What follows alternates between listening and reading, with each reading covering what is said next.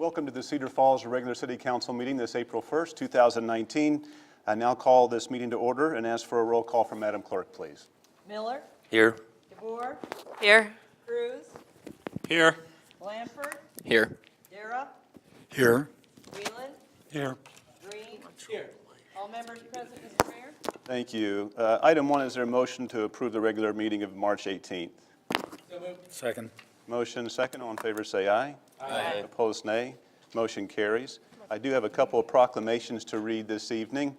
One is the Crime Victims' Rights Week, and it reads, whereas Iowans are the victims of thousands of crimes each year, affecting individuals, families, and our communities, and whereas years of Iowa's investment in crime victims' rights and services have developed a system of response that can help victims recover from crime, and whereas reaching and serving all victims of crime is essential to thriving communities because those who receive holistic services and support are more likely to remain invested in their communities, and whereas dedicated victim service providers are working every day to meet the needs of victims, yet there are still too many survivors without meaningful access to rights and services. And whereas many survivors face barriers such as cultural, isolation, language limitations, distrust of the system, or lack of transportation that keep them from accessing the services and systems that can help them recover, so we must make a dedicated effort to expand the circle of those prepared to respond to victims and link them to resources. And whereas engaging a broader array of healthcare providers, community leaders, faith organizations, educators, and businesses can provide new links between victims and services that improve their safety, healing, and access to justice, and whereas National Crime Victims' Rights Week provides us an opportunity to recommit to ensuring that all victims of crime, especially those who are challenging to reach or serve, are afforded their rights and receive traumatic-informed responses.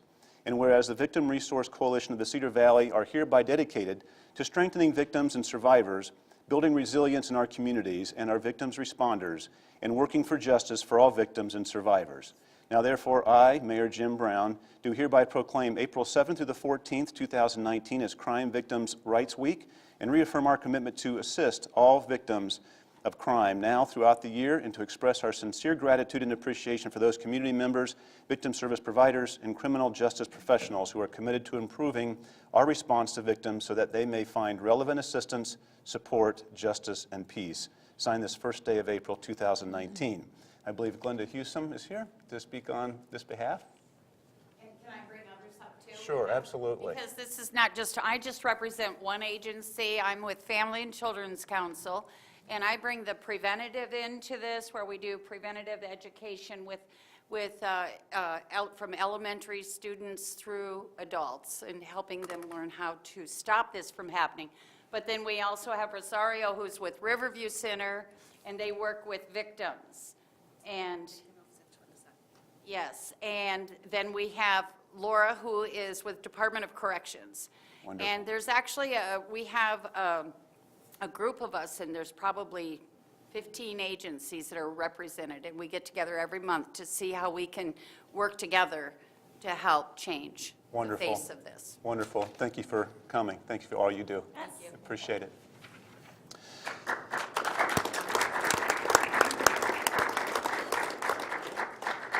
The next proclamation is for the Days of Remembrance. It reads, whereas the Holocaust was a state-sponsored systematic persecution and annihilation of European Jewry by Nazi Germany and its collaborators between 1933 and 1945. Jews were the primary victims. 6 million were murdered. People with disabilities were targeted for destruction or dissemination for racial, ethnic, or national reasons. And millions more, including homosexuals, Jehovah's Witnesses, Soviet prisoners of war, and political dissidents, also suffered grievous oppression and death under Nazi tyranny. And whereas the history of the Holocaust offers an opportunity to reflect on the moral responsibilities of individuals, societies, and governments, and whereas we, the people of the city of Cedar Falls, should always remember the terrible events of the Holocaust and remain vigilant against hatred, persecution, and tyranny, and whereas the people of Cedar Falls should actively rededicate ourselves to the principles of individual freedom and a just society, and whereas the Days of Remembrance have set aside for the people of City of Cedar Falls to remember the victims of the Holocaust, as well as to reflect on the need for respect of all peoples, and whereas pursuant to an act of Congress, the United States Holocaust Memorial Council designates the Days of Remembrance of the victims of the Holocaust to be Sunday, April 28th through Sunday, May 5th, 2019, including the Day of Remembrance known as Yom HaShoah, Thursday, May 2nd.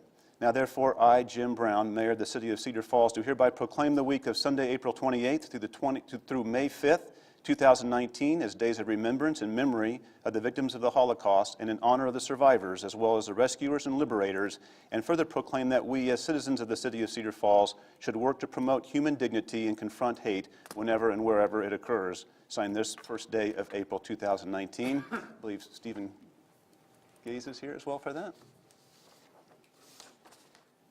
Thank you, Mayor Brown, and members of the City Council, and guests.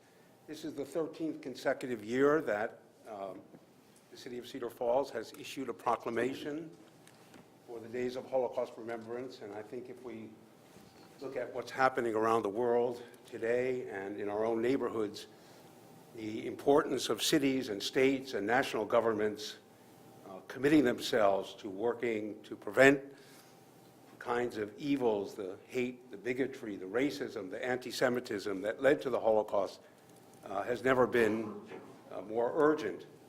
And I'd like to invite everyone to join us on Tuesday, April 23rd at the Grout Museum in Waterloo for our 13th annual Holocaust Remembrance Ceremony, which this year will have a featured speaker, a fellow Iowan, and a child Holocaust survivor, Professor Emeritus Harold Kasimoff of Grinnell College, who has spent his adult life working to promote interreligious dialogue and recently met with Pope Francis to present a book that he wrote on Pope Francis and interreligious dialogue. So you're all welcome. The event is free and open to the public, and I think it'll be a very inspiring evening. Thank you again. It means a great deal to have the support of the City of Cedar Falls. You bet. Thank you, sir, for all you do. Appreciate that.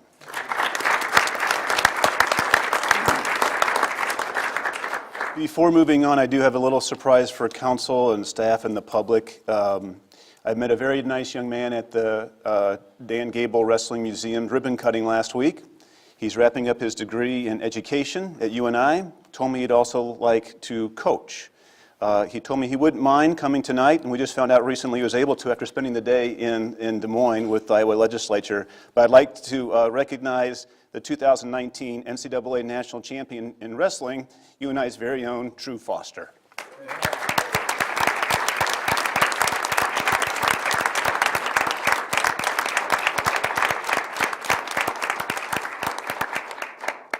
Now you can leave and go do your studies if you want to. Moving on to the next item, are there any agenda revisions, Madam Clerk? Yes, Mayor. Item 28 on the resolution calendar was removed by staff, so we won't be considering that item tonight. Thank you. Item 28 is removed. Moving on to the special order of business, item 2 is a public hearing on the proposed plans for the 2019 Permeable Alley Project. Is there a motion to receive and file proof of publication? So move. Motion second. All in favor say aye. Aye. Aye. Opposed, nay. Motion carries. Any written communications filed with the city clerk?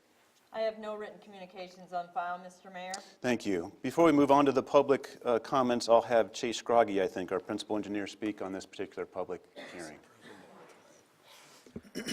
Thank you, Mayor. This year's project involves the construction of 3 permeable alleys, one being on 9th and 10th Street between Division and Catherine, 4th and 5th Street between College and Olive, and 16th and 17th between Franklin and Tremont. The goal of these permeable alleys are to infiltrate the stormwater runoff with a goal of improving our water quality in Cedar Falls. We do have an impaired watershed that we have a heavy focus on, so this year's project is anticipated to cost around $250,000, and those funds come from the Stormwater Fund as well as the Street Construction Fund. Very good. Thank you. Appreciate that. Now I'll open up to public for public comment on this particular hearing. Yes, sir. Come forward, please. State your name and address.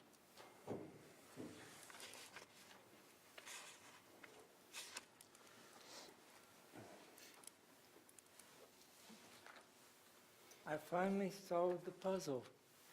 I'm able to get into the packet. Name and address, please, and move the microphone down if you would. Move the 2250. microphone down if you would, please. Yes. Jim Skane, 2215 Clay Street. Thank you.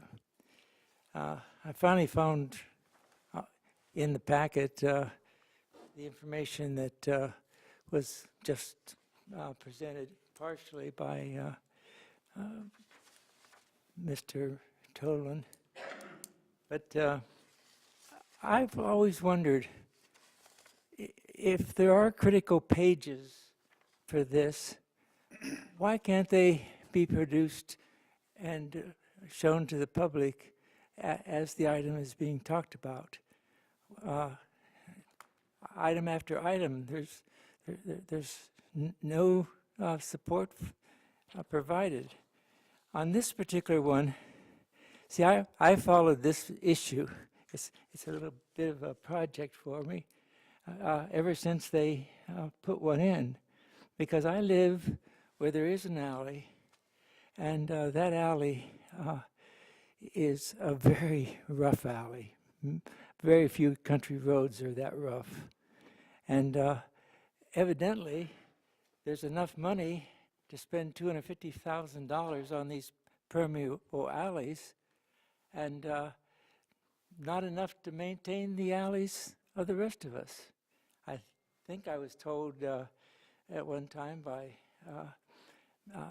Director Ripplinger that there's about 500 miles of alleys in this city.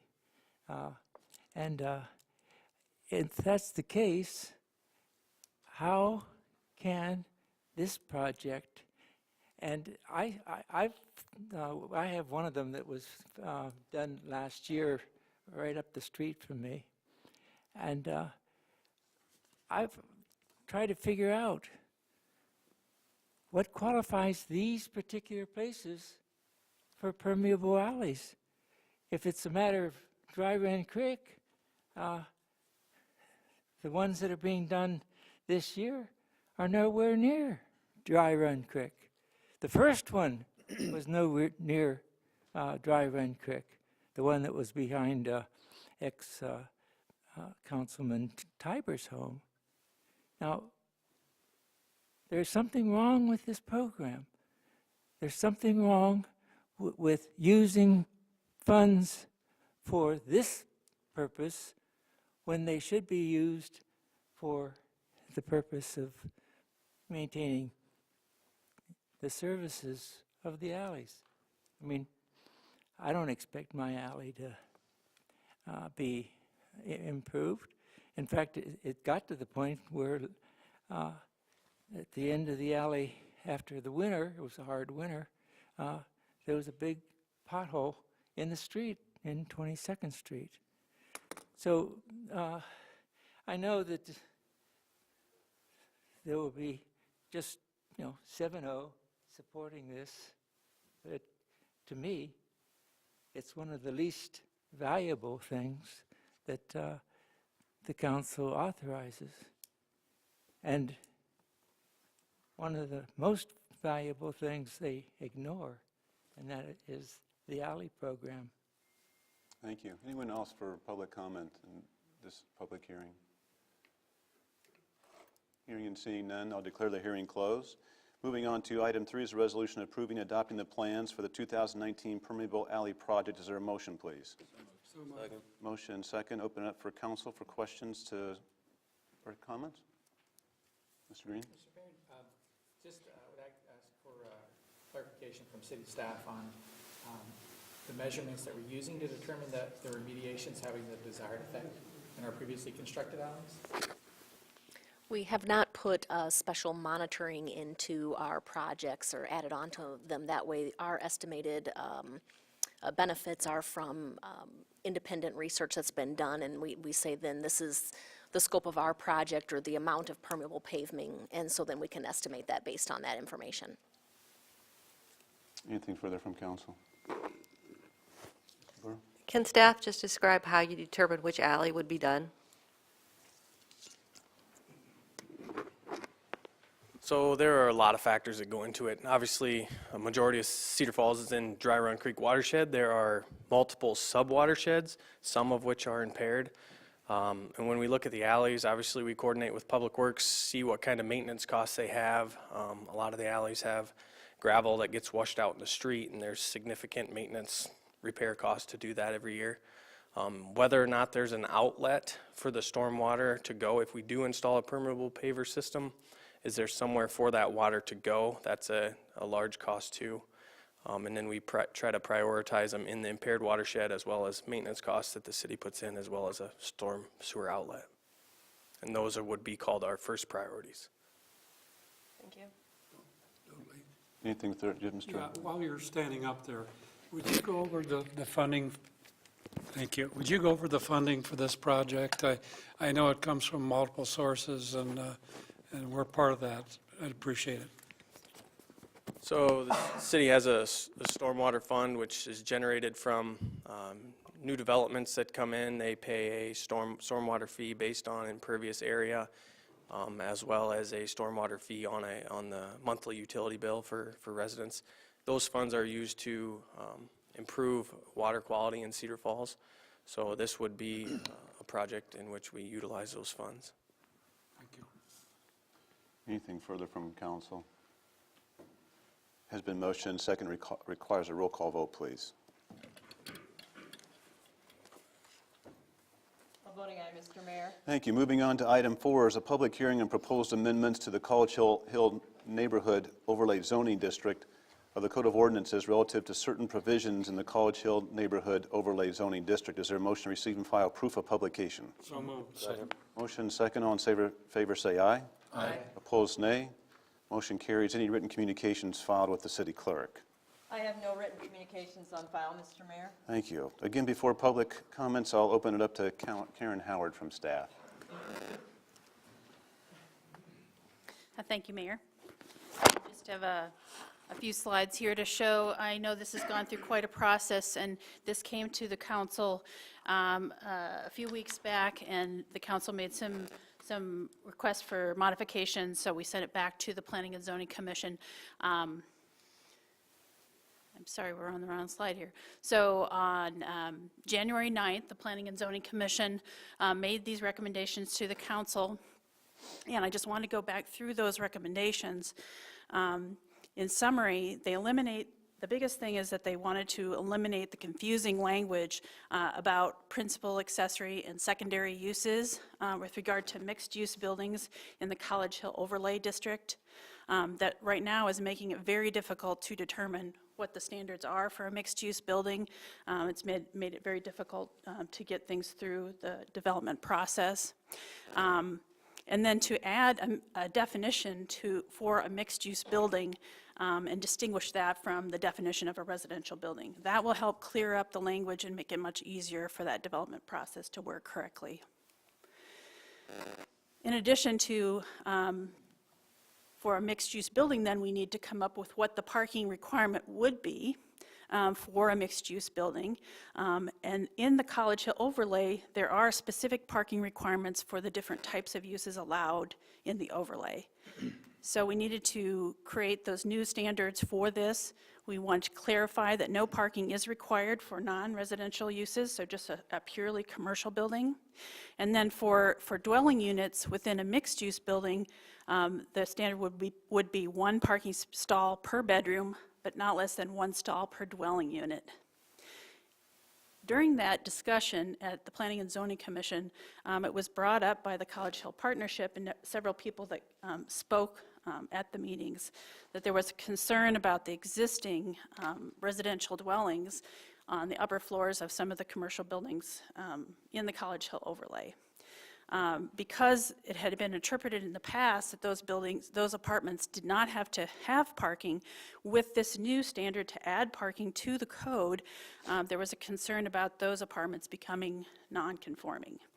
And so the commission asked staff to come up with a standard that would allow existing mixed-use buildings constructed prior to, we picked the date January 1st because it's a good round date, 2019, parking would not be required for those existing dwelling units.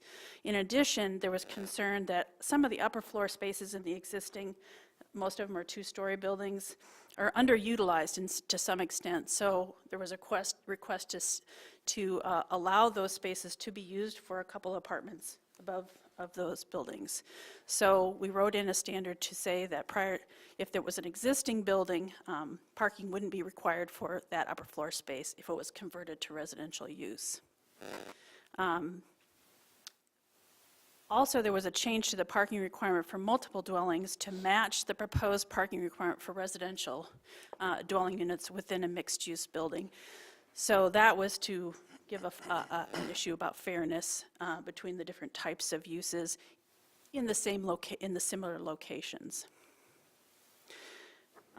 In addition, to establish then minimum and maximum setbacks for mixed-use buildings, design standards for mixed-use buildings, and then to clarify some of the language in the College Hill overlay to make sure it was consistent with the overall code definitions.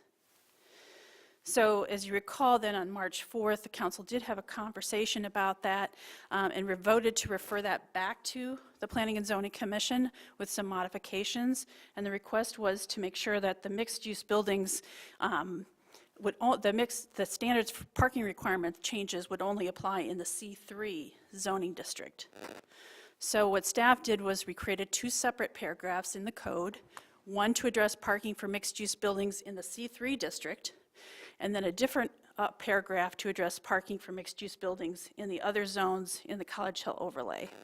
And I just wanted to note that the only zones in the College Hill overlay right now that allow mixed-use buildings are the C3 and the R4 district. And here's a map on the screen here that highlights the zones that are right around the campus. Those are the high-density multifamily zones, and then the C3 district is concentrated along College Street. So in addition to the current parking requirements then we made we changed it so that the multiple family districts, the parking would not be changed then. So in those districts for multiple family dwellings, the parking requirements would not change. So those are the changes that the council requested, and we did then go back to the Planning and Zoning Commission on March 13th, and the commission considered those changes and then recommended approval of the proposed ordinance with the modifications recommended by the City Council. Thank you very much, Karen. Now open it up to public comment. This particular public hearing.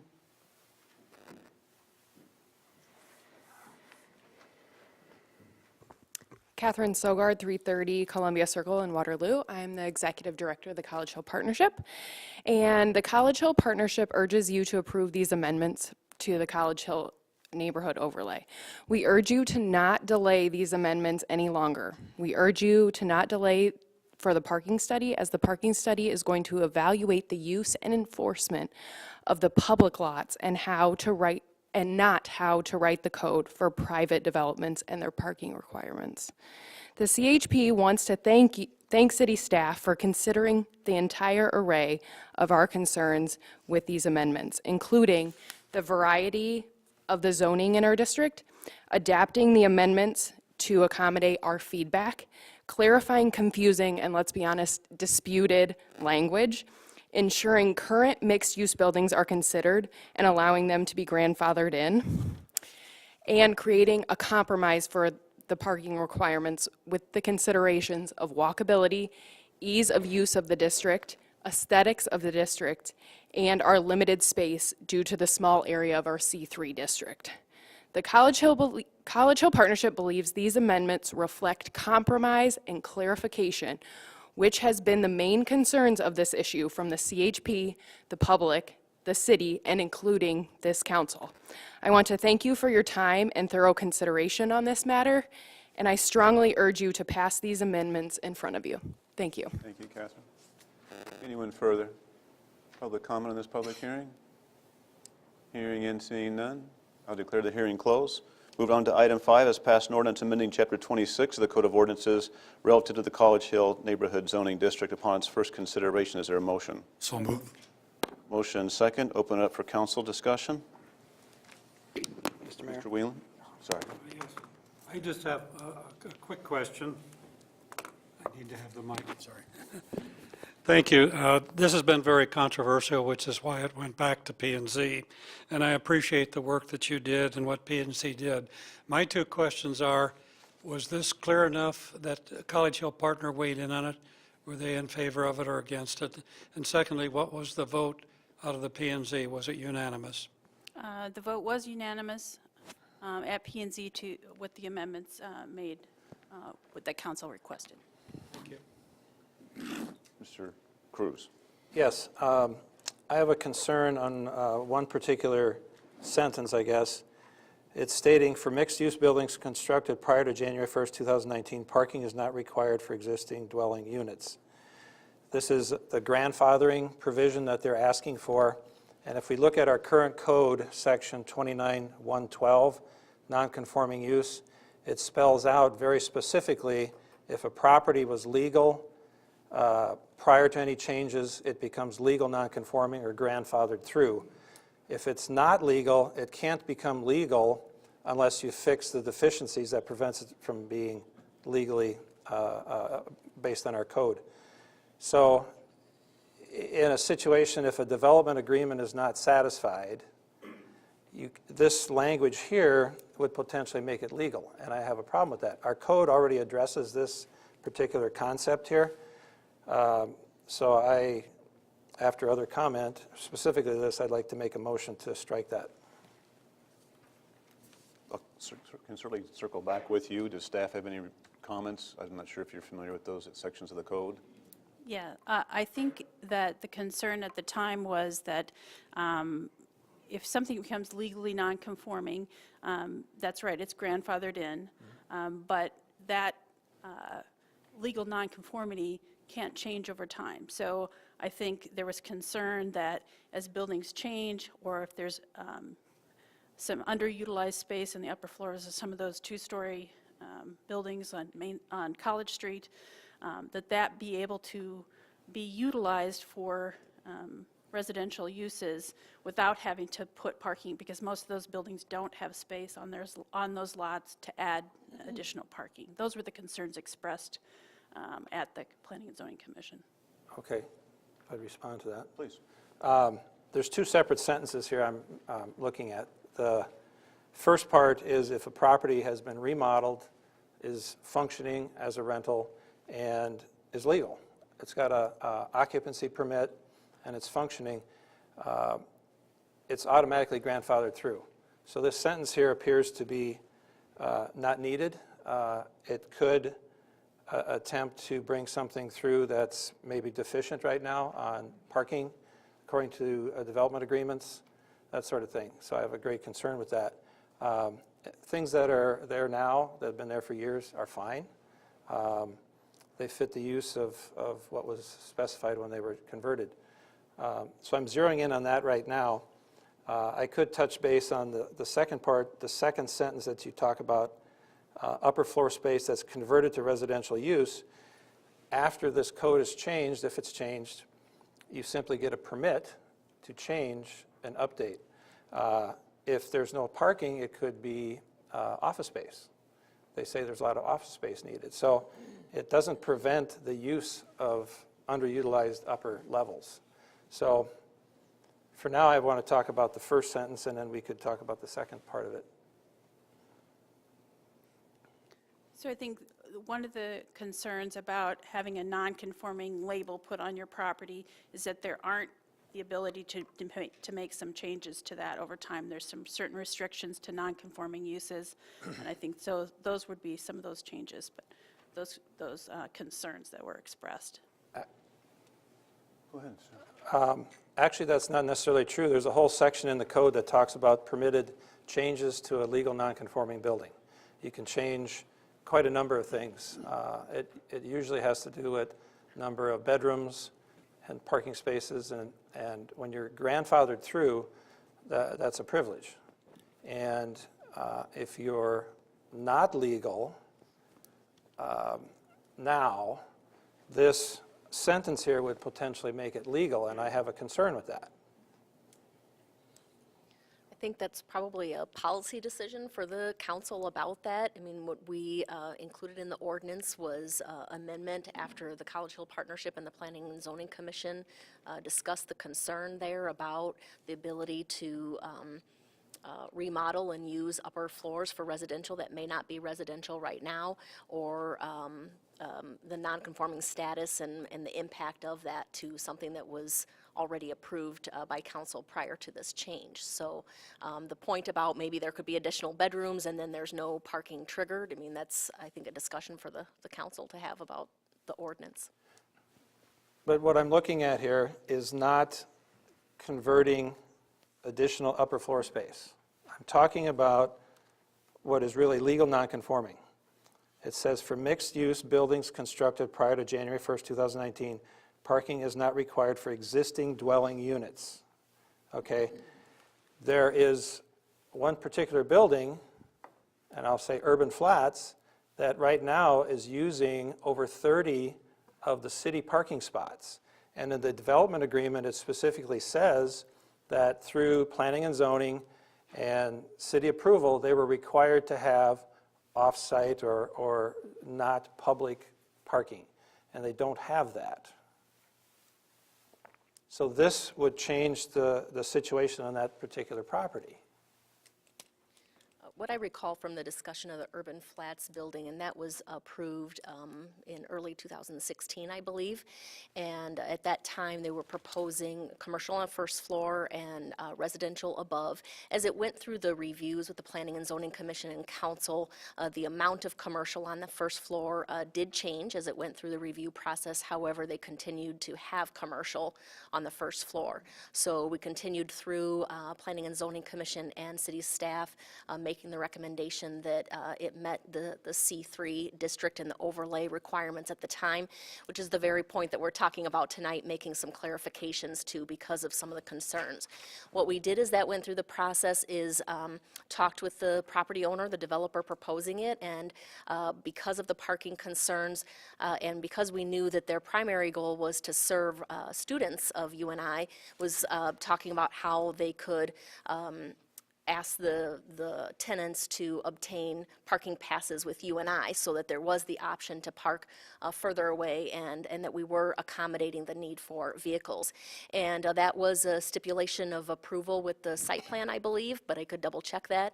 And we then did follow up when we had the proposal about a year ago for a building there off of 22nd. We did follow up by checking that the lease includes that, and we do have a copy of what they have as an addendum to that lease that talks about how they must purchase a student pass for parking.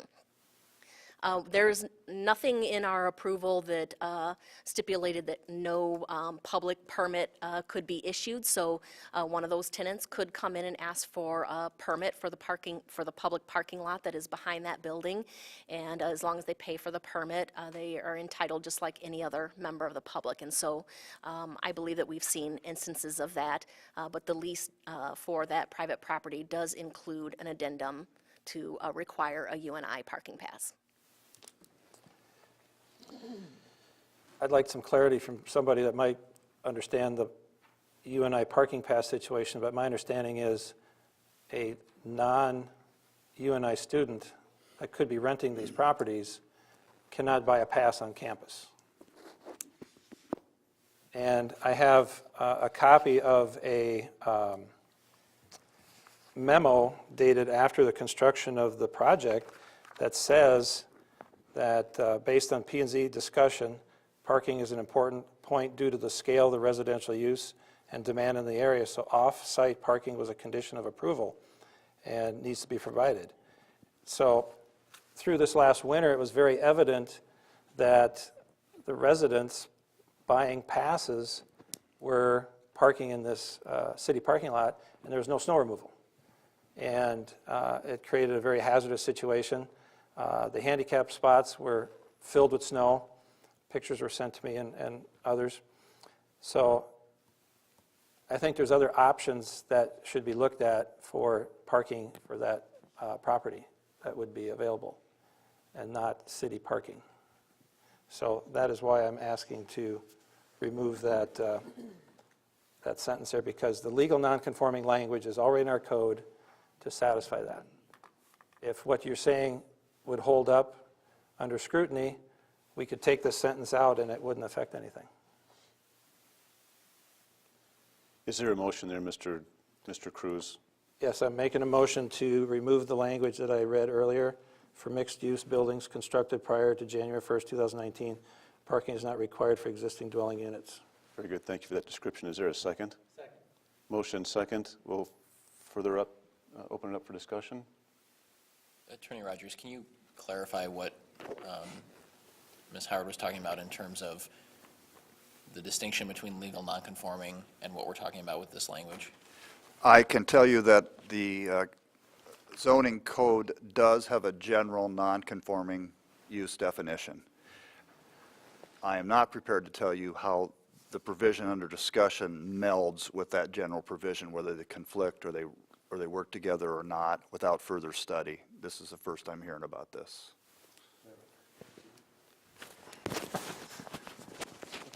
We had technical difficulties, so we're passing the mic. Sharing mics. If I'm understanding that right, Stephanie, that Mr. Cruz's point is that if the verbiage is in there, a non-conforming use could become legal if this is approved. But what you're saying is that, in particular with urban flats, that was approved under the C3 zoning. Parking was not a requirement, so it is not a non-conforming use. Is that right? That's correct. Okay, so what's happening in the parking lot and whatnot, whether we like it or not, is still legal for those residents or tenants to buy a city parking pass or whatever the case may be. Whether we like it or not, it's still legal. They're doing, as long as they've got a parking pass, they can park in that city lot. Correct. Which, to me, boils down to a code issue versus a verbiage thing, so. Anyone further? Yes, Mr. Mayor, my one concern is, thank you. I just want to make sure if we have a concern about one particular property, there are other enforcement mechanisms for that, and I want to make sure we're being cognizant of other properties on the hill, which, as Ms. Howard mentioned, really have no option to update their property or to add parking to it, simply because it's just not geographically possible. So I want to make sure we're not over-prescribing to correct an individual issue, that we may have another mechanism to deal with, if that's the primary concern. Anything further? Motion and second. All in favor, say aye. Aye. Opposed? Aye. Can I please see the nays? That motion does not carry. Mr. Cruz, you mentioned a second motion as well, or is it mute now? Well, it's not. Sorry, just based on my... It's not totally mute. It's, again, along the same vein here. It's what looks like to be future conversions of what they're calling unused upper-level space, that they're automatically giving that no provisions for parking. And if we follow the multi-use concept, it's been stated by staff that they want residential units in C3 going forward to have parking. And that's been stated. So any future conversions of upper-level space, therefore, makes the building multi-use, if it's not already, and therefore would need parking. So there are case-by-case situations where we can have a project come before council and determine if it would be valid or not, the project would be valid or not. Okay. So foregoing the motion to remove those, or you want to add that as a motion to? So motion to remove that particular second sentence. In addition, for mixed use and commercial buildings constructed prior to January 1st, 2019, parking is not required for upper floor space that is converted to residential use. Very good, thank you. Is there a second? Second. Motion second. Further open it up for discussion. Now it's on the table. Mr. Brewer? Just a question for staff. Since this says that it's converted, does that mean a substantial conversion or any conversion? For instance, if they added another floor to a building, that entire floor would not be required to be parked. Is that correct?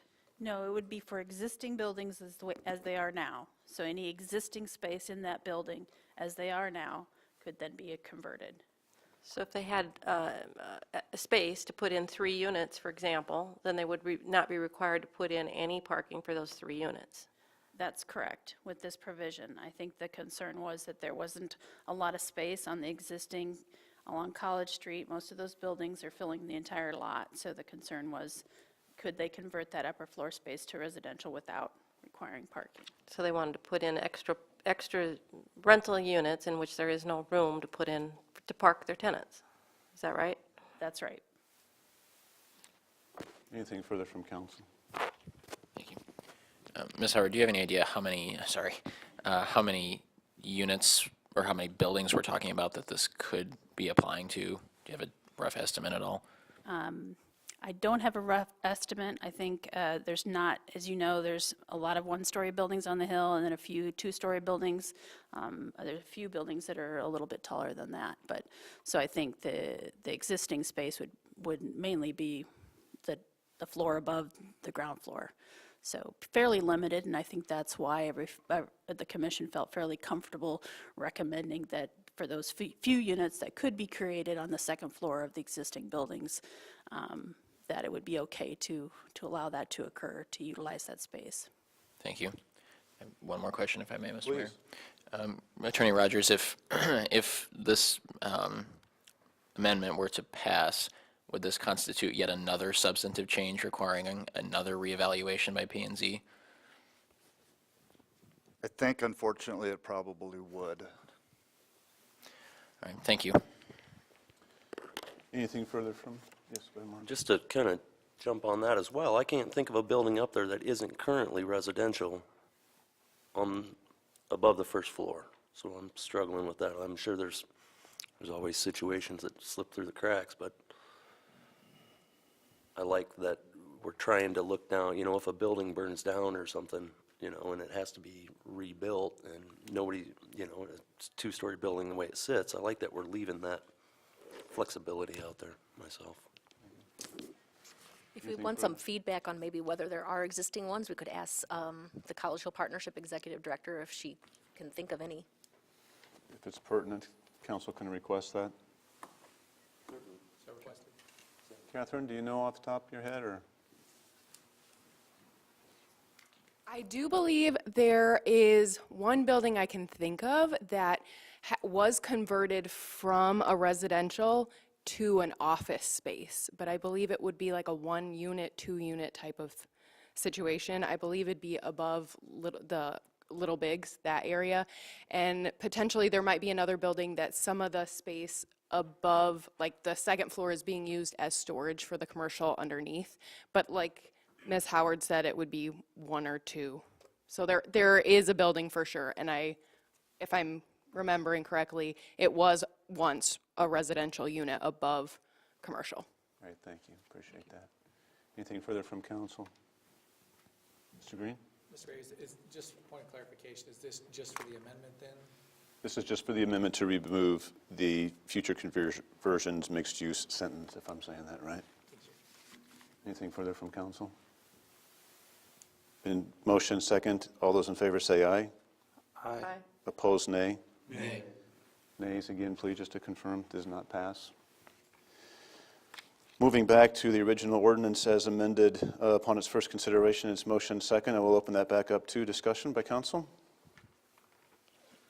Mr. Mayor, given the fact that the parking study is moving along rather nicely, we're at the point of doing surveys, I think it would be prudent, given the results of the parking study, that we table this whole code revisions here, because my understanding it's going to cover all aspects of the parking, the current parking ordinances that may need to be adjusted to facilitate optimal use of parking on the Hill. So we're probably 6 weeks away from getting a good result, if not sooner.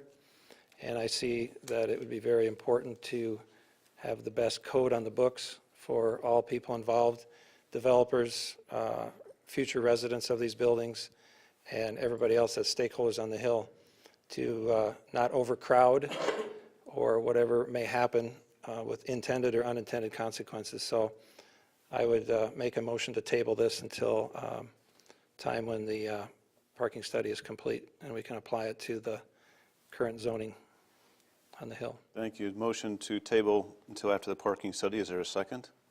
Second. Motion second. That is open for discussion. Yes, because it's date certain, correct? Excuse me, Mr. Rogers.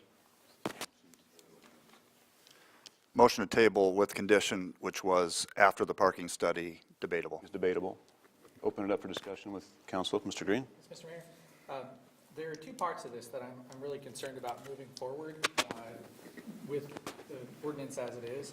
One is the idea that it would present a limited window of advantage to anyone who is potentially developing or seeking approval for development in the time period between when we approve the ordinance or when it's published and if we make changes based on the parking study.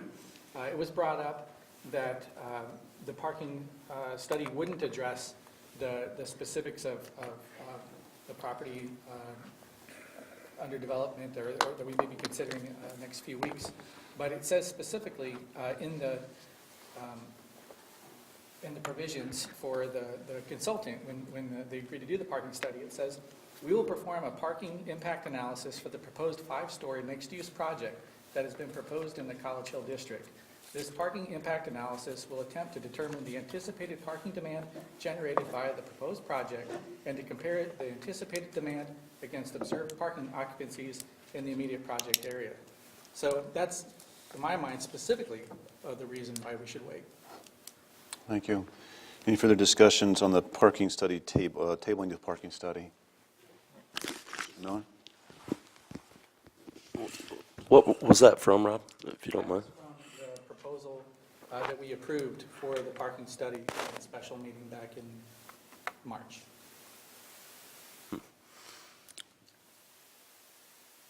I guess I see it a little differently. We've got code issues at which we're attempting to address here tonight, and then we've got a public parking study. And certainly there could be some impacts there, but they're two separate things in my mind.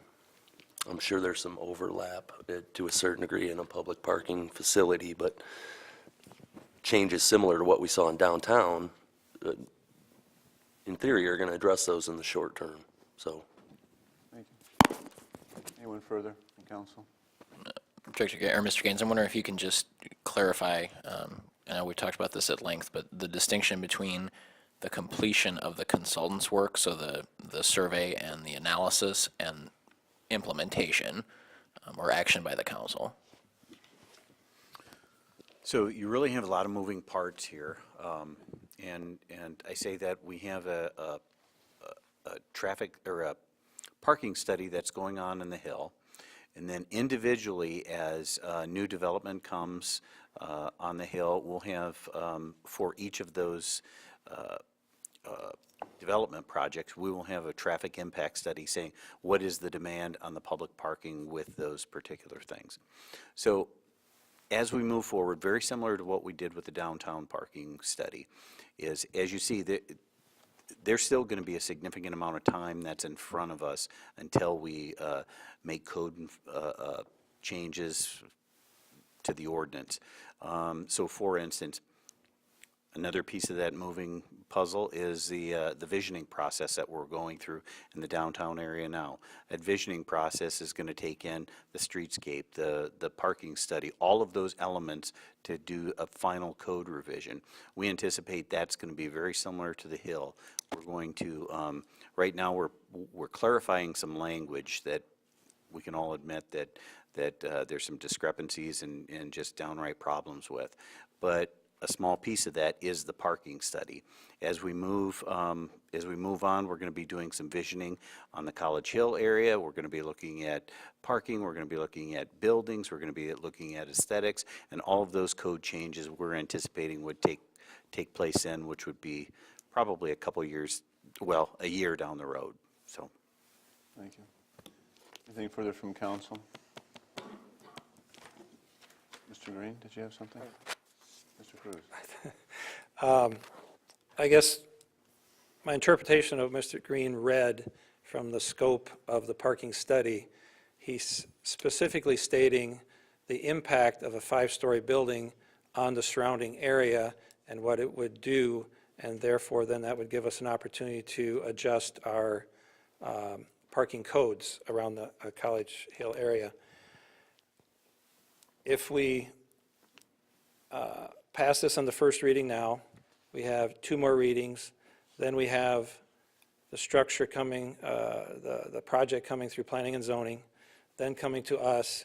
If you look at the sequence of all this, we're talking 2.5 to 3 months. So we can table this, take advantage of what the parking study says, and then pick this up and everything would flow smoothly. So I don't think there would be an issue here. Thank you. Mr. Mallon? Am I understanding that timeline correctly? Because I'd argue the same point on the other side of it. We've got a parking consultant hired who clearly is going to evaluate the potential for a 5-story building as part of what he's doing. We've got 3 readings of this. You've got a P&Z meeting. You've got 3 more readings of a potential development agreement happening at council. To me, and again, there's a lot of moving parts here, but I don't want to see this held up anymore myself as part of it. And that's not to see a 5-story building built on College Hill, because that really scares me. But just as much as it scares me, I'm excited for College Hill. So I feel like we've discussed this enough. Staff has clarified everything that can be clarified here. There's some unknowns for us, but there's unknowns when you're building a city. So we're doing everything we can. Thank you. Anything further from council? Mr. Green? Mr. Mayor, I would just caution council as far as approving ordinance changes and then going back and changing those ordinances later, and the blowback that could result from that for providing advantage to one developer potentially. Thank you. If I may, we're not discussing a development agreement with a developer. We're discussing a code change. The parking side of it is going to be discussed on the parking side of it. So I don't feel like we're going backwards with this at all, in my opinion. Anything further from council? A motion to table? The motion second. All in favor say aye. Aye. Opposed, nay. Nay. How many nays? Excuse me, hold on. Can I clarify what we were voting on there? We are voting on to table it. Excuse me, I voted incorrectly then. You voted incorrectly? I did. What do we do there, Mr. Rogers? You haven't tallied the vote yet, so. I did in my head. That's my error, folks. I apologize. Okay. A little caught up there. I think your intent is accurate. I will ask for the motion. Second was on the table. All those in favor of tabling say aye. Aye. Opposed, nay. Nay. 4 nays. It does not pass. Moving on once again to the original ordinance amending on this first consideration. There's a motion and second on the table. Open up for further council discussion if there is any. Hearing and seeing none requires a roll call vote, please.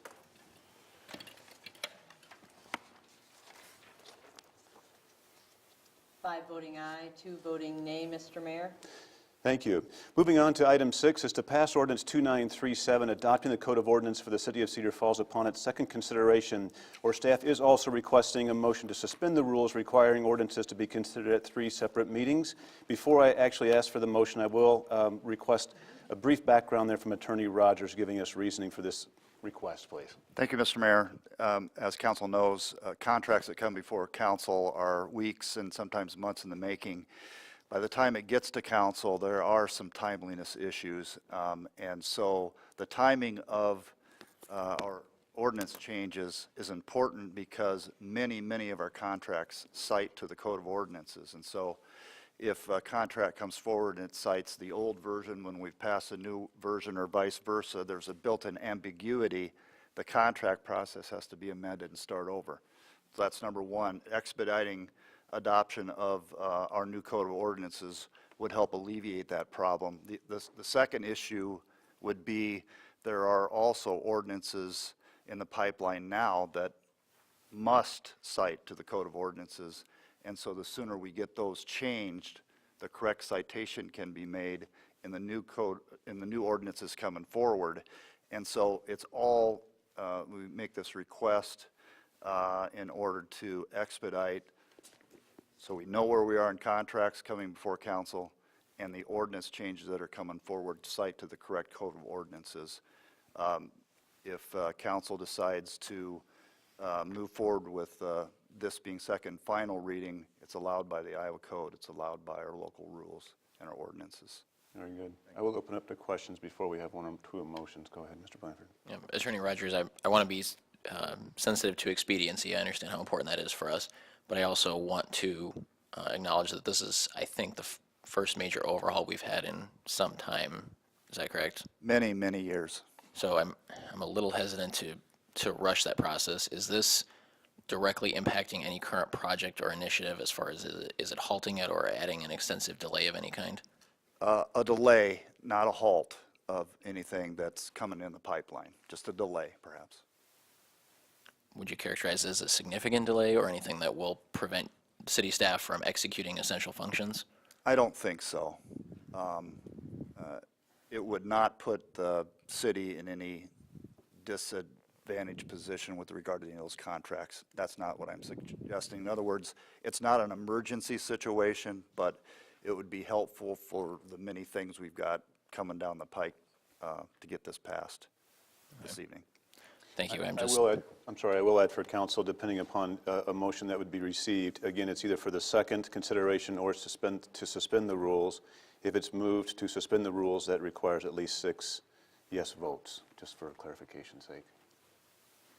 Thank you, Kevin. I just, again, I'm hesitant to, if it was minor changes, it perhaps wouldn't be such a significant distinction, but with a major overhaul in the first time in so long, I'm really hesitant to rush that process. Understood. Any further questions, clarification? Mr. Miller? I'm sorry, Mr. Boer. Go ahead. Well, my simple question was there any comments received from the public after the first reading? I believe there was one comment, if I'm not mistaken, after the first reading of the ordinances. There was one comment received. But the reason also that we proposed perhaps suspending the rules is that council passed the first reading unanimously. You're looking for a motion? It's either a motion for the second consideration or a motion to suspend the rules. A motion to suspend the rules? Second. The motion and second to suspend the rules. Again, open it up for conversation real quick for council. Yeah, I'd just like to make one comment. This is an extensive thank you. This is an extensive rewrite of the ordinance, but because it is, we've had this material for a very long period of time, to where I could go through it 10 pages at a time over quite a long period of time, and I think we all had that opportunity, so I just wanted to remind council of that. Anything further from council? It's been motion second that requires a roll call vote, please.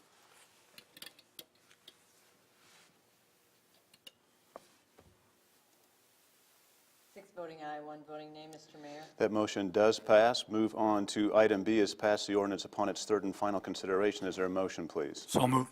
Second. Motion second. Any further discussion? Requires a roll call vote, please. All voting aye, Mr. Mayor.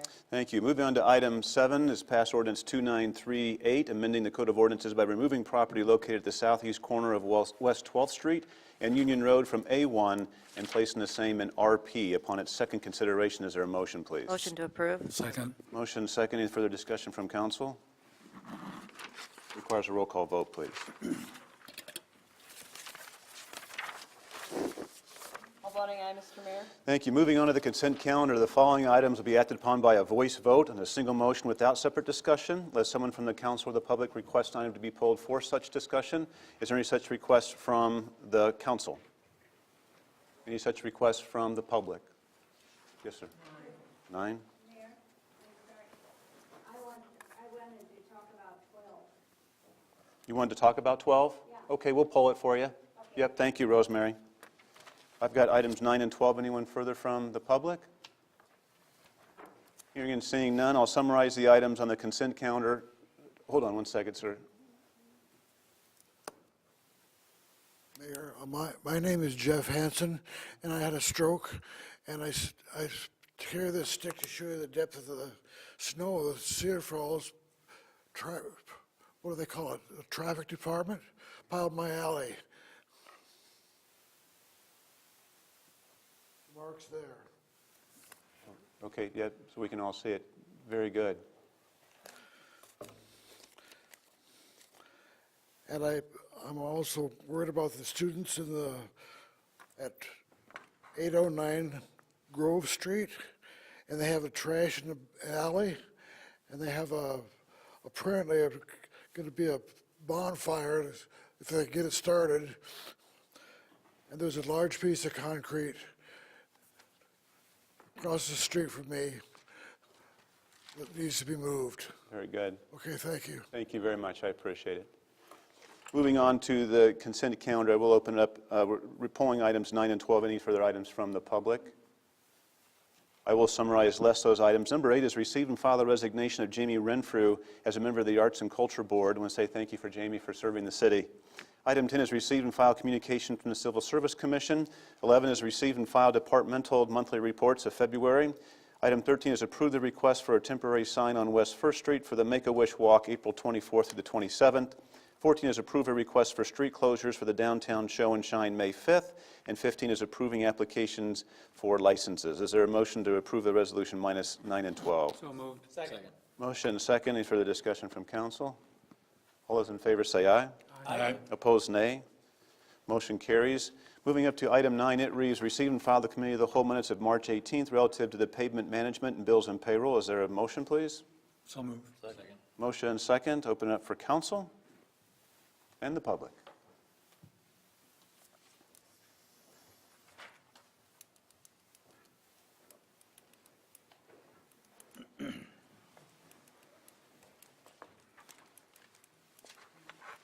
For 5 years, I've been concerned about the Committee of the Whole.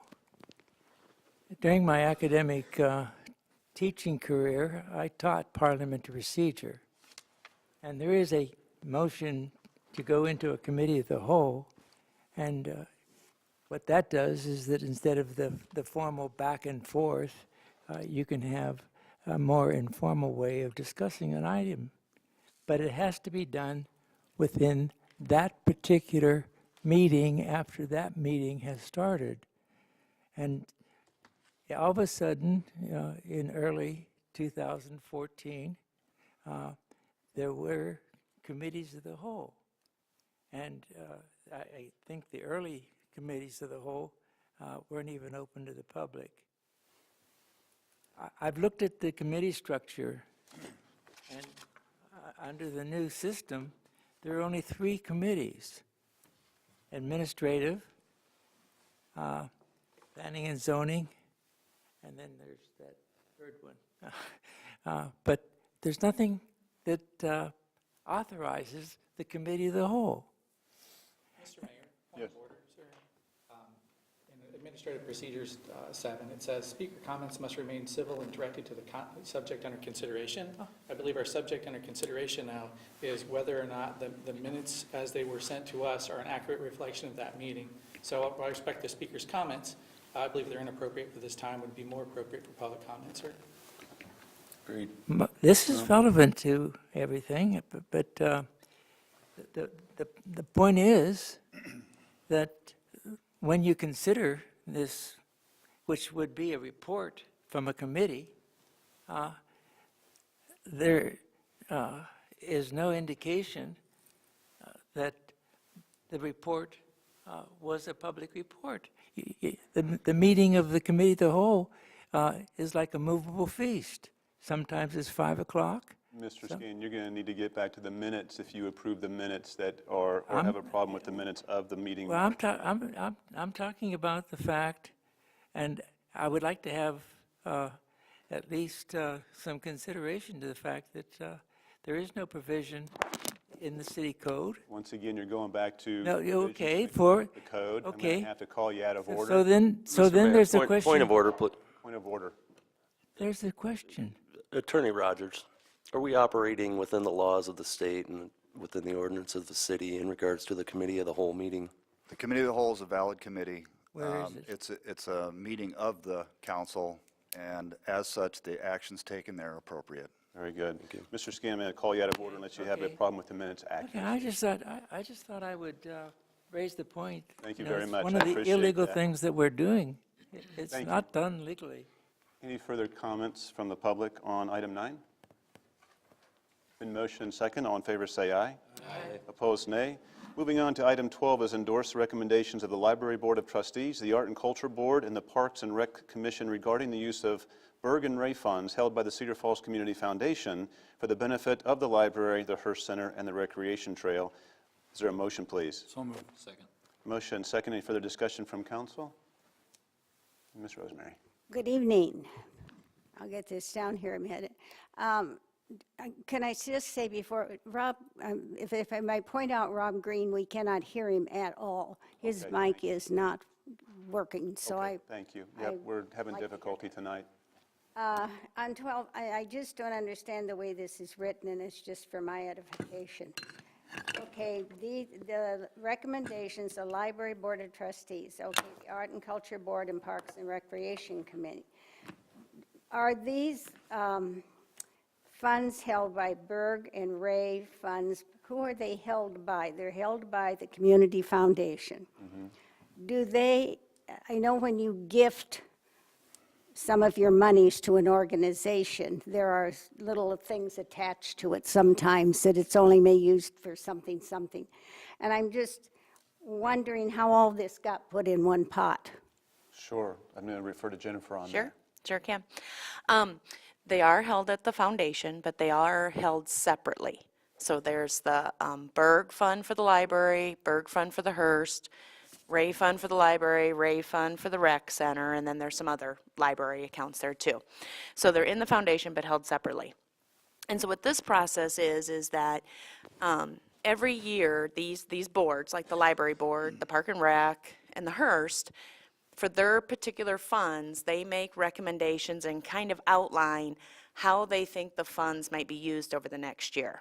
And how that helps the foundation is letting them know, you know, do we need to invest it short term because they're going to need it in 9 months? Or is it still okay to invest it in more longer term things because they don't have any anticipated uses in the next year? So again, that's why we bring them here, just so the council is also aware of what the recommendation is. And then after tonight, we will give these policies or these recommendations to the foundation to give them some direction. So there is no contention of using something that has been designated particularly for one organization, that money traveling over to the other one without. And there's no traveling in between. Okay. So the Berg Library is only for use at the library. Got it. Berg Hearst is only at the Hearst. Okay, that's what I wanted to know, because sometimes things get lost in transit. Thank you. You bet. Anyone further public comment on this item? Hearing and seeing none, it's been motioned and second. All those in favor say aye. Aye. Opposed, nay.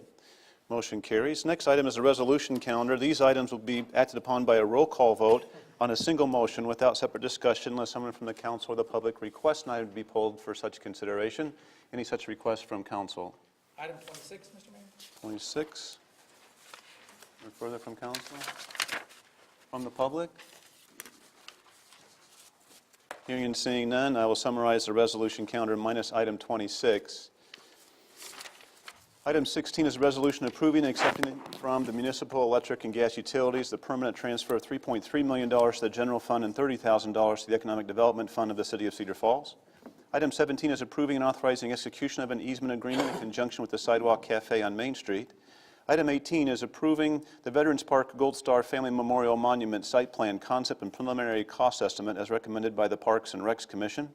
Item 19 is approving and adopting revised bylaws for the Housing Commission. 20 is approving a claim for non-residential reimbursement in conjunction with the West First Street reconstruction project. 21 is approving and accepting a temporary easement. Item 22 is approving and authorizing execution of a license agreement relative to installing a fiber optic telecommunications system in the Green Hill Road public right-of-way.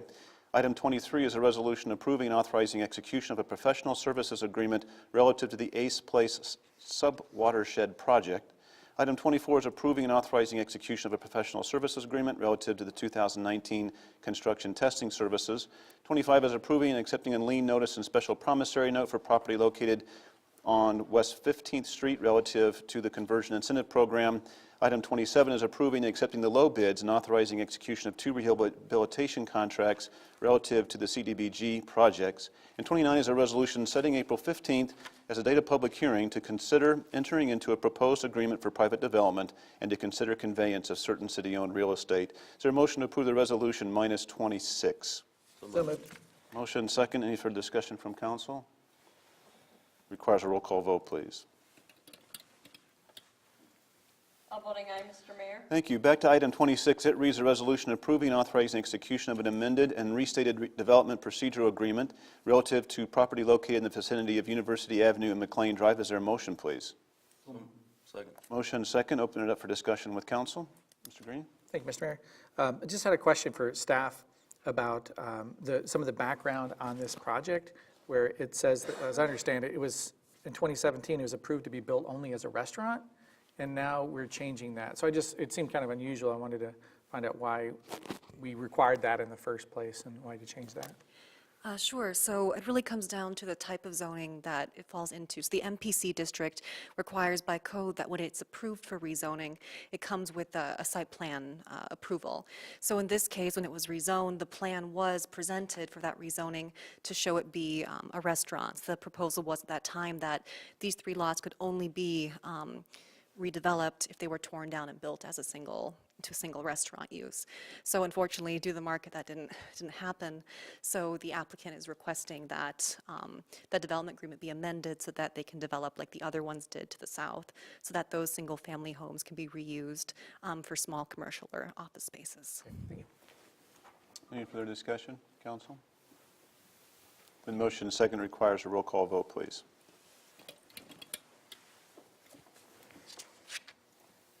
All voting aye, Mr. Mayor. Thank you. Moving on to item 30, is there a motion to allow bills and payroll? So moved. Motion second requires a roll call vote, please. All voting aye, Mr. Mayor. Thank you. Next is City Council referrals. Item 31 is to be referred to the Committee of the Whole, a request to amend the consumer fireworks ban to allow limited use window. Is there a motion, please? So moved. Motion and second. Open it up for council for discussion on this request to refer to committee the fireworks ban to allow. Mr. Green? Mr. Mayor, the reason I'm bringing this up is back in February, Waterloo changed their ordinance. They'd gone from a ban to a limited window, which was July 3rd, 4th, and 5th. And so I believe that it makes sense for us to have matching policies for Waterloo and Cedar Falls. I'll note that back in November 2017, when this was first being considered for us, the city staff recommendation was for a limited window, and it was decided by council on a 4-3 vote to do a complete ban. So I believe it's an opportune time for us to discuss this again before the Independence Day celebration this year. Anything further from council? Mr. Blanchard? Microphone, sorry. Oh, I got the thing. Just a moment.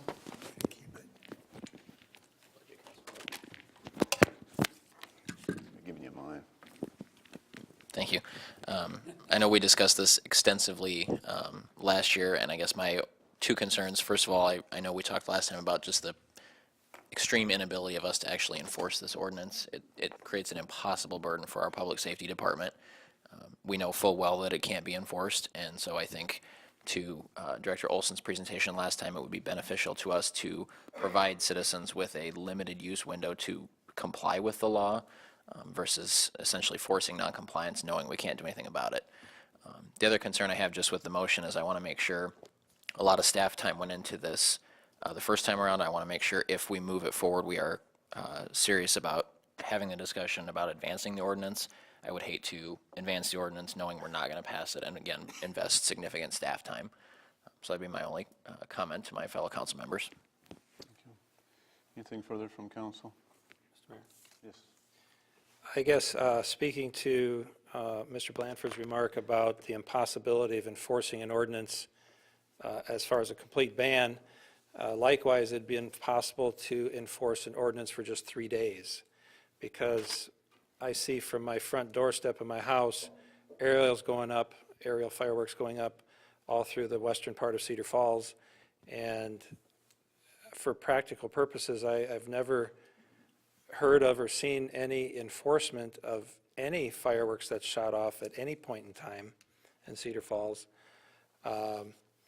My experience with several of my constituents that really liked fireworks and were really upset with the ban, they just went out of the city limits and shot them up all they wanted to. So the opportunity to shoot fireworks is still there.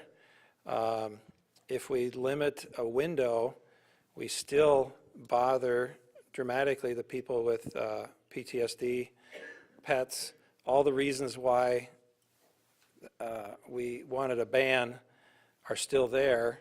It's going to be aggravating for 3 days, 2 days, 1 day, whatever we decide, if we decide. Whereas right now, the people that really want to shoot the fireworks can go out of town, go up to the river, wherever they want to go, and shoot them all they want. They just don't have to be in town to irritate the people that live in town. Yes, I would disagree with two things, Councilman Cruz. Well, first, I do agree that it is unenforceable regardless of the timetable. It simply provides an opportunity for compliance with the hope that the majority of the public will abide by the 3 days versus having no opportunity at all. I do disagree a little bit with not everyone has the opportunity to go outside city limits. That, first of all, be regulated by the County Board of Supervisors. They could also have restrictions. I can't recall if they did or not. But the state law does require it be on private property, so you can't just drive out and cross city limits and shoot them off. So you'd have to have access to some kind of private property out of city limits. Could I respond to that? Mr. Wiener. Okay. Or, who's next, me? Okay. Go ahead, yeah. No, Okay. The individuals that I can think of that really liked to shoot off the fireworks went to other friends' homes outside the city limits and shot them up. There's not much public property, as far as I'm aware, outside the city limits, and then it'd be a question whether you could shoot them up in a county park. I don't know if there is many around and that sort of thing. So they're more than likely always going to be on private property and have a party and do whatever they do for the 4th of July.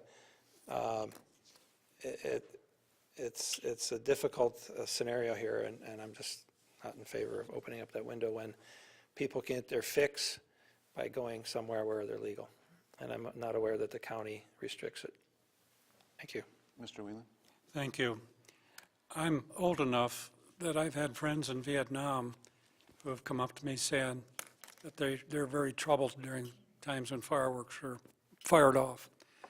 I do not know of any other cities other than Waterloo that have changed their mind on this. Certainly there hasn't been anything in the newspaper about that. And I just wanted to refresh that we put a good deal of work into this difficult decision. And that'll do it. Thank you. Thank you. Can I use my microphone? Sure, you can use your microphone, Frank. Thank you, sir. The only comment I would have is that since we've passed the ordinance to ban fireworks, I've not heard anything from anyone wanting to reinstate this until today when it showed up on the agenda. So as Dave said, I think we did our due diligence earlier. The community seems satisfied, and people are going to continue to find a way to shoot off fireworks. So I see no reason to revisit it. Thank you. Anything further from council? Yeah, this is to refer to committee, so it does. Oh, okay. Go ahead. No, if you have another comment on that, it's just as far as being debatable. I wasn't sure. I didn't know how in-depth we are going here, but I can think of the only comments, speaking to what Frank's alluding to here, that the only comments I received were people selling the fireworks that wanted it. The residents that at one point wanted it, like I said, went out of town and went elsewhere to shoot them up. Thank you. Anything further from council? Mr. Green? Eventually. I'd just like to note on this, I appreciate there's something of what's called the radio call-in effect, where you sometimes hear from the most vocal on both sides of an issue, and you can't use the most vocal as the idea of what the overall community believes. And just the reason I'm bringing this up isn't because of individual people who've said it, but just a general sense I've gotten from the community, primarily from when I was door knocking back in 2017, that I felt that my impression was most residents, like me, were okay with the ban when it was put into place. But I can't just go based on what I personally would want to have for fireworks or not. I've got to we all represent the overall community. So I feel that allowing this is the most, like for a very limited window, is the most reasonable compromise between a whole bunch of different groups with compelling points. Thank you. Anything further from council? In motion second to refer to committee of the whole the request for consumer fireworks. All those in favor say aye. Aye. Opposed, nay. Nay. I heard 2 ayes, so that does not pass. Moving on to the next, does council have any other items for referrals? Oh, I need my microphone. Yeah, I'd like, earlier this evening, we had a brief discussion on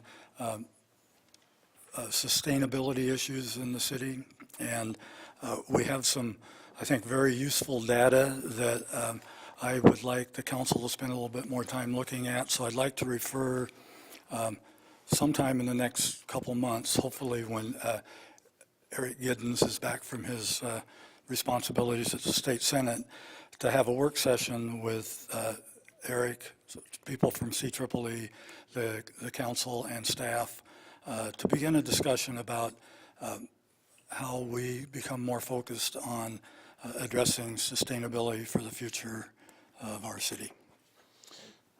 Motion on the table has been seconded. We'll open it for discussion from council. Say that's a good idea. We'll vote on it, and you can vote accordingly. All those in favor, all those in favor say aye. Aye. Opposed, nay. Motion carries for that referral. Any other referrals? Moving on, any council updates? I do have a quick update for individuals. Announce a public workshop, the downtown visioning at the Cedar Falls Community Center tomorrow evening, Tuesday evening, between 6 and 8 o'clock for, again, the downtown visioning discussion. Moving on to public forum. Speakers will have one opportunity to speak for up to 5 minutes on topics germane to city business. Is there anyone here from the public that would like to speak tonight? Hold on one second, sir. Any other? Okay, Rosemary. Yeah, please name and address. Ishan Vajpayee, 3831 Convair Lane. I think that it's great that we have this 3 readings procedure for the ordinances, because we saw when this College Hill Code amendment came up the first time how valuable it was, the rest period between the first reading and the second reading, where there was some real constructive conversation. And hearing the comments tonight, I'm not speaking to advocate for one side or the other of anything proposed by Mr. Cruz or Mr. Green. I just sometimes see my value as hearing what I hear and restating it as I heard it. I think the real question being posed was, does the language as written, and this is something I hadn't really thought about before either, does the language as written, as sort of alluded to by Attorney Rogers, does it complement the existing language on legal nonconforming? Does it undercut it, or does it augment it?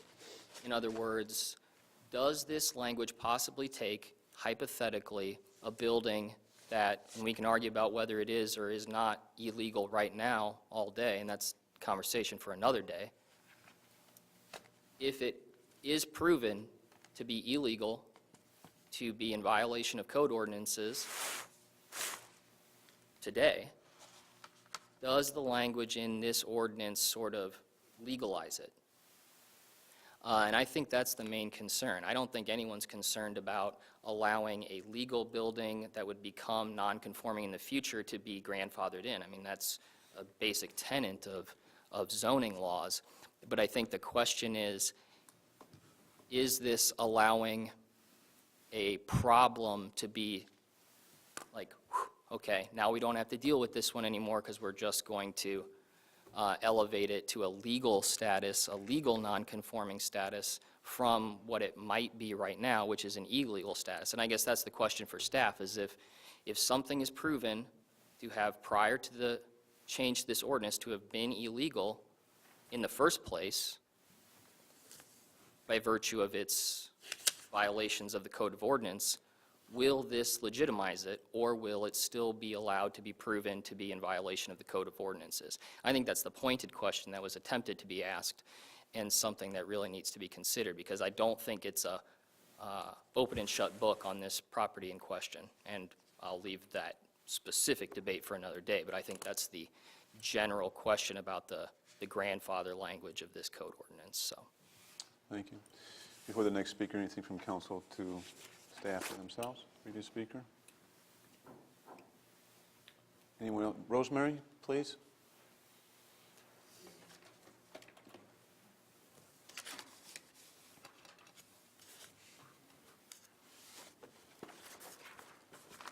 Rosemary Beach, 5018 Sage Road, Cedar Falls, Iowa. I haven't been before you for a while, and I'm going to bring up the same things I bring up when I come usually. I would really like to see South Main Street be 35 miles an hour from 12th Street to the end. You go through all of Main Street, all of Main Street with all the houses and all the happenings there. And you are still cutting out this area where we have to go 30 miles an hour. It is, well, truthfully, it's irritating. I guess that's all I can say about it.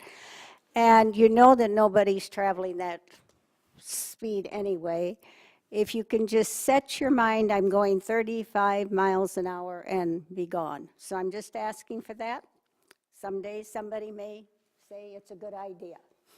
I would also like to say that at some point, some time ago, I really was hoping that we would get a parking area out on the trailhead when all of the road work on South Main got done. And for some reason, I have this from, if I can say Mark's name over here, I think that came from you. Does it look familiar? It's really quite old. But it was a parking area. If you've not been out there frequently or recently, it is a mud heap, and people have driven through that area where they replaced the street. Are you with me there? Across from the dog park somewhere. And it's just, it's another irritant. You are inviting your people to get on that piece of the trail. It is what we built it for, and you will not give them an area to park their car. I just don't understand that. I understand you don't want them backing out of the road. I guess that's the only thing I've ever heard bad about it. And it's going to cost money. But it is a pleasant thing for your constituents to have. And the other thing I will just say, the audio in this building is terrible. I have to tell you that I've gone to have a hearing test, and yes, I've lost some of my hearing. Sorry about that. But you know, we come here as the citizens of Cedar Falls, and when we cannot hear you, we really don't know what transpired. And we give up our time, which is sometimes important, and we'd like to know, we're here to know what you're saying to each other. And when you turn your heads, when you don't get your mic up here, I just go home frustrated and ask my husband, what did they say on TV? So that's about what it's, I ask and ask again. That's my thanks. Thank you. Point well taken, Rosemary. I do have a quick question for staff. Is the parking lot that she's referring to in our CIP? Yes, we added it in our last round of the CIP to be funded in fiscal '20. Can So you, we're can you working hear on that? Design for that right now. Did you hear that? Nobody ever said that out loud that I ever heard. Is it this? Yes, well, Okay. so 1 out of 3 so far. We'll work on the microphones too. Thanks, Rosemary. Anyone further? Yes, Mr. Skane. Lighten it up. Oh, sorry, hang on one second, yes. Could I make a comment to the previous speaker? Sure, yeah, hopefully not 2, but go ahead, Rosemary. Previous to Rosemary. Oh, sure. I wanted to ask. Mike. Oh. Testing, there we go. I wanted to ask Mr. Rogers, you mentioned earlier he wasn't quite sure how the non-conforming language we have in the code now would segue or conflict or work with this sentence I brought up earlier about not needing. And then the point that the speaker earlier said that we may be legalizing something that we don't know is non-conforming or illegal. You follow what I'm saying? I heard you. So can you evaluate that for us? I sure can. Okay, appreciate that. Is, you can request, ask staff to do any research you like on something like this, and I'd be happy to look into it and report back. Okay. Right, thank you. Mr. Skane, is there any other further questions or comments from staff? Yes, Mr. Wyndham. We have 6 UNI college students here who are getting credit for attending this meeting. You picked an outstanding meeting to come to with the points, counterpoints that are going on. You could write a book on this meeting, so I appreciate you coming. I just want to let you know you picked the one to come to. Thank you. Thank you. We have another speaker for public comment. Yes, sir.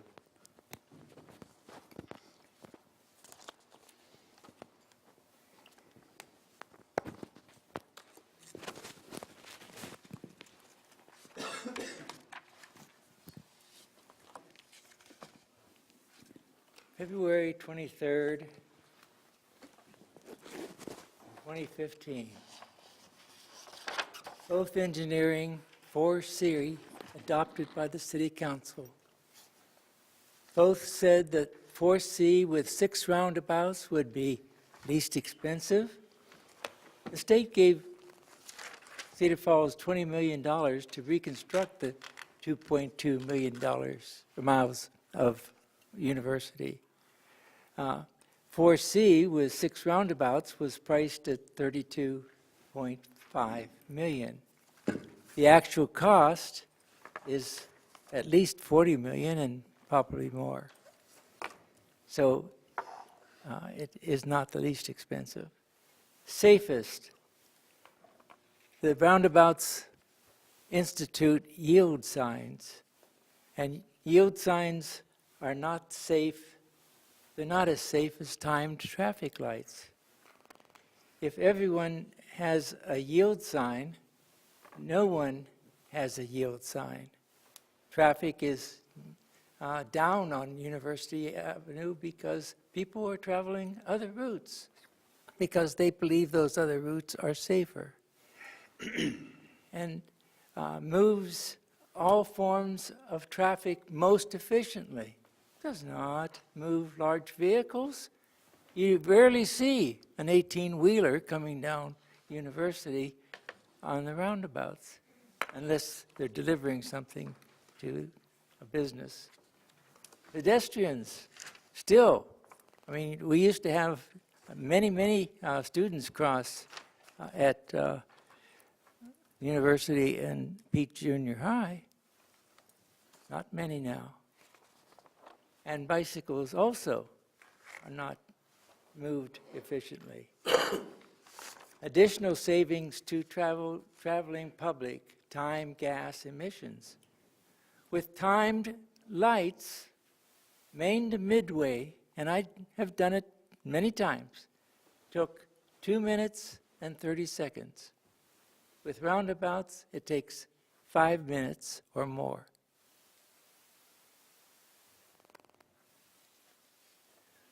Meets goals of city long-range planning, 2020 strategic plan and comprehensive plan. It could not carry the 20,000 vehicles envisioned by the 2020 plans. The traffic on University now, because of the roundabouts, is only a fraction of that as drivers avoid University. Best value for overall cost. Waterloo was given $28 million for its 3.2-mile section of University. It has built at least 1 mile of it as a safe, efficient university without roundabouts and within the amounts given by the state. You may have seen in the paper that their recent bids fell below what they had estimated. So none of what folks said on February 23rd, 2015 was true. But the consequences are disastrous. Look at the services. Look at the services that have been cut because somehow, I don't know how they did it, I haven't gotten a readout from the finance officer. 1 minute remain.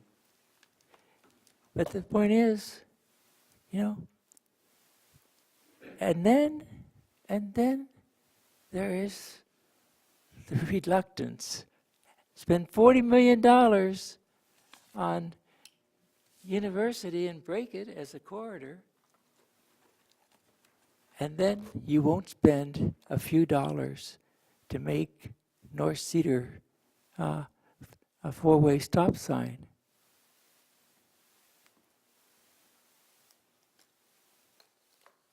Thank you very much. Anyone further for public comment this evening? Hearing and seeing none, is there a motion to adjourn? So moved. Motion second, all in favor say aye. Aye. This concludes this evening's council meeting. Thank you.